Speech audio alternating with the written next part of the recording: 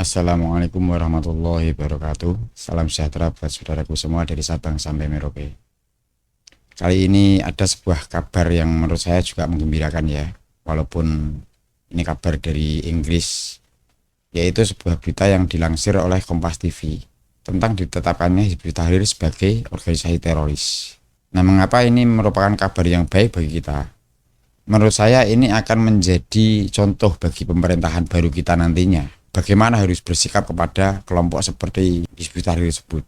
Yaitu kalau di Indonesia kan HTI itu ya, Hizbut Tahrir Indonesia. Jadi dari sikap Inggris, ini pemerintah Indonesia nantinya harusnya juga belajar bersikap, harus tegas dengan Hizbut Tahrir ya. Dikarenakan pemerintahan kita yang sebelumnya itu kan walaupun sudah membatalkan Hizbut Tahrir dan juga FPI ya, tapi faktanya mereka masih bebas melakukan aktivitas dan juga berkumpul ya. Mereka masih aktif baik itu di media sosial ataupun secara off air ya. Di sini menunjukkan kekurang tegasan pemerintahan kita. Jadi Hizbut Tahrir dan FPI yang dibubarkan oleh pemerintah itu sebetulnya kalau kita melihat realitanya itu belum dibubarkan, hanya dicabut perizinannya begitu. Mereka masih bebas melakukan aktivitas mereka. FPI itu organisasinya Kabib-Kabib itu ya. Ya emang kalau seandainya Kabib-Kabib itu tidak dipercaya oleh masyarakat Indonesia sebagai keturunan baginda Nabi besar Muhammad SAW, saya yakin FPI ini tidak akan kuat, tidak akan bisa mempengaruhi atau bahkan memprovokasi masyarakat untuk melawan atau membenci pemerintahan ya. Dimana kita tahu bahwa mereka seringkali bernarasi memprovokasi masyarakat untuk membenci bahkan melawan pemerintahan yang sah. Itu kan pekerjaan mereka kan seperti itu. Baik HTI ataupun FPI juga seperti itu kan. Jadi HTI itu sebetulnya suatu gerakan yang dibalut dengan agama. Begitu juga FPI. Di setiap narasi mereka, di setiap ceramah mereka selalu ada rongrongan kepada pemerintahan yang sah. Agama hanya mereka jadikan kedok sebetulnya kan. Nah di sini para pengikutnya nih, masyarakat awam nih seharusnya kan berpikir juga bahwa sebetulnya target mereka itu adalah menguasai bangsa kita. Nah seperti apa berita selengkapnya? Baik, akan saya bacakan beritanya. Nah ini dilansir di websitenya Kompas TV. Di sini tertanggal 20 Januari 2024 pukul 04.45 WIB ya. Jadi tanggal 20 kemarin. Inggris resmi tetapkan Hizbut Tahrir sebagai organisasi teroris yang terlibat kena pasal pidana. Birmingham, Kompas TV. Kerajaan Inggris secara resmi menetapkan Hizbut Tahrir sebagai organisasi teroris Jumat tanggal 19 Januari 2024. Keputusan itu menetapkan siapapun yang menjadi anggota atau bagian organisasi tersebut atau melakukan apapun untuk mendukung organisasi tersebut sebagai tindak pidana. Pengumuman ini dibuat oleh Kementerian Dalam Negeri Inggris setelah Majelis Rendah Parlemen atau House of Commons menyetujui rancangan perintah yang diajukan hari Senin.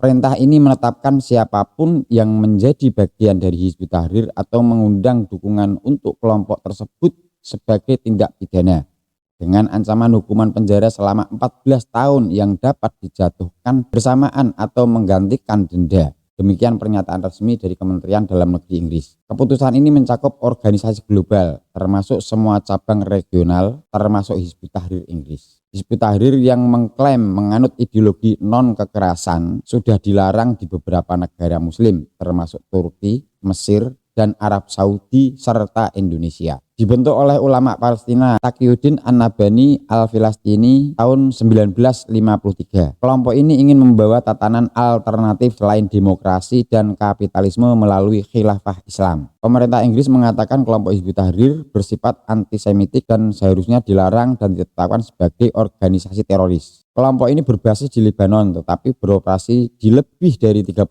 negara termasuk Amerika Serikat dan Kanada. Telah mengorganisir unjuk rasa di Lebanon seiring dengan aksi solidaritas pro-Palestina dalam beberapa pekan terakhir menyusul pecahnya perang Israel-Hamas. Polisi Inggris mengatakan satu anggota terlihat meneriakkan jihad dalam sebuah video dari unjuk rasa pada bulan Oktober. Meskipun petugas yang meninjau bukti saat itu memutuskan bahwa tidak ada pelanggaran yang dilakukan. Mereka adalah organisasi antisemitik yang secara aktif mempromosikan dan mendorong terorisme, termasuk memuji dan merayakan serangan mengerikan pada 7 Oktober, kata Menteri Dalam Negeri James Cleverly. Menteri Keamanan Tom Tugendhat mengatakan perayaan kelompok ini terhadap serangan Hamas terhadap Israel memalukan. Kelompok ini juga punya sejarah memuji dan merayakan serangan terhadap Israel dan serangan terhadap Yahudi secara lebih luas, tambah Kementerian Dalam Negeri Inggris. Hizbut Tahrir berusaha menyatukan dunia muslim di bawah khilafah teokratis sudah dilarang di Jerman, Mesir, Arab Saudi, China, Indonesia, dan Pakistan. Austria melarang simbol-simbol kelompok ini tahun 2021. Debat panjang mengenai pelarangan kelompok ini telah berlangsung di Inggris. Tetapi pada tahun 2011, pemerintah menyatakan kelompok ini tidak mengadvokasi kekerasan, seperti yang dikemukakan oleh peninjau independen legislasi terorisme. Nah ini, seandainya pemerintahan kita yang baru nanti bisa atau berani mencontoh Inggris, ya, maka dampak yang akan terjadi di Nusantara ini, di bangsa ini, pastinya akan sangat bisa dirasakan. Di mana dari kelompok seperti FPI, HTI itulah tidak sekedar radikalisme ya, tapi intoleran. Terancamnya Bhinneka Tunggal Ika, bahkan ideologi bangsa kita yaitu Pancasila. Dari pola tingkah para kabib-kabib sendiri kan sudah sangat jelas ya. Sikap mereka yang super rasis itu kan jelas merusak Bhinneka Tunggal Ika. Nah itu kalau dibiarkan kan nanti ideologi kita, Pancasila, yang merupakan warisan dari para leluhur bangsa ini, itu nanti juga pastinya akan dirusak juga. Karena mereka itu merasa pasti benar, paling benar. Kan seperti itu kan. Ini saya akan berusaha membuka logika para pengikut dari entah FPI, entah HTI yang mengusung paham ideologi khilafah ya. Jadi bahwa bangsa kita Indonesia ini bukan hanya milik orang Islam, tapi milik semua warga negara Indonesia. Entah suku apapun, entah agama apapun yang diakui oleh bangsa ini. Mempunyai hak dan kewajiban yang sama atas bangsa ini, di dalam bangsa ini. Kalau orang Islam merasa sebagai mayoritas atau merasa lebih berhak menentukan, itu jelas tidak benar. Semua punya hak untuk menjaga, untuk merawat, untuk membentuk negara kita itu menjadi seperti apa, itu semua punya hak dan punya kewajiban. Jadi bukan karena mayoritas terus merasa lebih berhak, itu pemikiran yang sangat pendek ya, sangat tidak logis. Dikarenakan kalau kita pakai logika juga ya, seharusnya yang mayoritas itu justru mempunyai kewajiban lebih, yaitu melindungi yang minoritas. Kalau umpamakan kita sebagai orang yang besar ya terhadap orang yang kecil kan menjaga, melindungi. Itu logika sederhana kan seperti itu.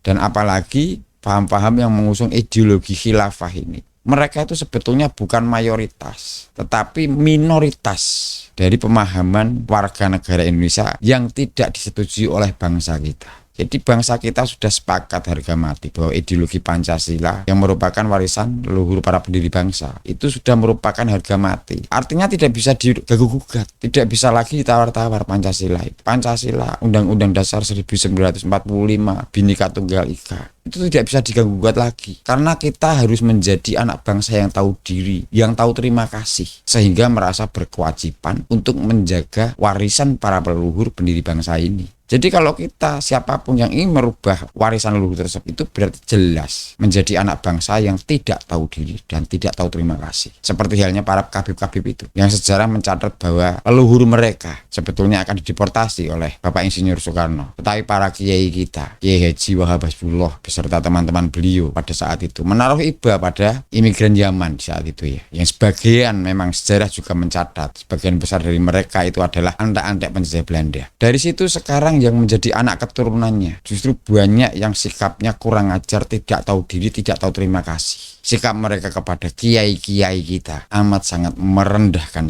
amat sangat melecehkan, menghina harkat dan martabat para kiai. Jadi makanya kita terhadap ideologi bangsa kita yaitu Pancasila, ya, itu harga mati kalau kita ingin menjadi anak-anak bangsa yang tahu diri, tidak seperti kabib-kabib itu yang tidak tahu diri, tidak tahu terima kasih. Berikutnya juga dengan slogan-slogan yang diteriakkan oleh pendukungnya HTI terutama ya, seperti FPI juga berkali-kali ingin mensyariatkan Indonesia. Ini kalau akal sehat, akal waras, akal logika mau dipakai. Syariat itu bukan untuk negara, tetapi untuk manusianya. Karena baginda Nabi besar Muhammad SAW itu diutus membawa syariat agama Islam itu untuk umat, bukan untuk bangsa. Bangsa, negara kok mau disyariatkan tuh, akal warasnya di mana? Yang disyariatkan tuh diri kita. Saya lihat pendukung-pendukungnya HTI, FPI itu. Saya lihat cara hidupnya, cara berpikirnya, cara bersosialnya masih sangat jauh dengan syariat Islam. Ya, walaupun saya sendiri juga merasa masih jauh, tapi tidaknya saya menyadari yang harus disyariatkan itu diri kita, bukan di luar diri kita. Apalagi negara, apalagi sistem negara. Sekarang juga kalau kita mau berpikir, agama apapun di Indonesia, juga termasuk aliran kepercayaan yang diakui oleh negara, itu mau menjalankan aktivitasnya dalam beribadah, diberi tidak sekedar kebebasan, tetapi juga bahkan dilindungi kebebasan beragamanya oleh undang-undang. Nah, kalau kalian merasa tidak diberi kebebasan dalam melakukan peribadahan kalian, karena pemahaman kalian, ideologi kalian, itu sangat mengancam kebersamaan bangsa ini. Pemahaman khilafah itu sangat mengancam kedamaian yang ada di Nusantara, Bhinneka Tunggal Ikaan yang ada di Nusantara. Makanya kalian tidak bebas melakukan aktivitas kalian. Nah, kalau kalian diberi kebebasan, hancur bangsa ini, hancur Bhinneka Tunggal Ika. Ini logika nalarnya di situ.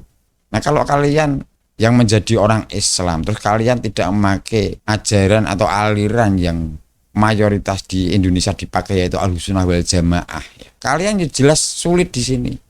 Seperti Salafi Wahabi contoh. Salafi Wahabi itu kan minoritas di Indonesia juga. Makanya kalian akan melakukan ibadah ya belum tentu merasa merdeka bebas. Apalagi paham-paham yang mengusung khilafah ini. Jelas kalian tidak akan bisa bebas.